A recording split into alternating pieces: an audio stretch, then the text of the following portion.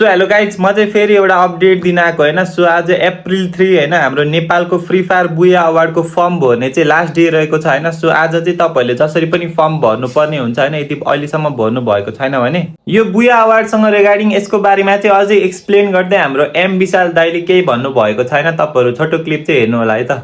Title पनि देखिसक्नुभयो, thumbnail पनि देखिसक्नुभयो। बुया अवार्डको बारेमा रहेको छ। बुया अवार्ड के हो त तपाईँलाई थाहै होला। Streamer of the year goes to Tonde gamer 2025 मा टोन्डे दाइले stream of the year award पाउनु भएको थियो नि।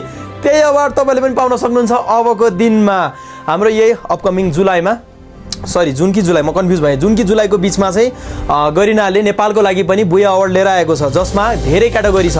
म ब्रिफली भन्छु, आनन्दले ध्यान दिएर सुन्नु होला। यसमा तपाईँहरू पनि पढ्न सक्नुहुनेछ। फर्स्ट भनेको, यदि तपाईँ कन्टेन्ट क्रिएटर हुनुहुन्छ भने तपाईँहरूले यसमा पार्टिसिपेट गर्न सक्नुहुन्छ। नट ओन्ली कन्टेन्ट क्रिएटर, तपाईँ यदि स्पोर्ट्स प्लेयर हुनुहुन्छ भने यसमा पनि गर्न सक्नुहुन्छ। त्यो मात्र होइन, तपाईँ कास्टर हुनुहुन्छ भने त्यसमा पनि गर्न सक्नुहुनेछ।